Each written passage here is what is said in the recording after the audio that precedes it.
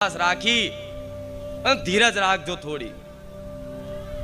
તમારા હિત માટે જ બેઠીશું, તમારા ભલા માટે જ બેઠીશું. તમારે દુનિયા એમ કે માતા હોય તો તમારે કહી દે ખાસ છે. તમારા દુનિયાના કોઈને કહેવાનું છે, તમને તમે મને વિશ્વાસ કરીને માનો છો ને કે હાજરા હજુર માં છે, તો હૃદયમાં રાખજો. તમે આનંદમાં રહેજો, હું માતાએ આનંદમાં રહી. કેમ કે તમે જે શ્રદ્ધા કરો છો, તમે જે વિશ્વાસ રાખો છો, તમે જે ભક્તિના માર્ગ ઉપર આયા છો અને બધાના મતલબ વાતો કરશો ને તો તમે ગાંડાએ લાગશો. આખો દિવસ માતા માતા માતા, આખો દિવસ રામ રામ રામ રામ, ગાંડો થઈ જશું શું?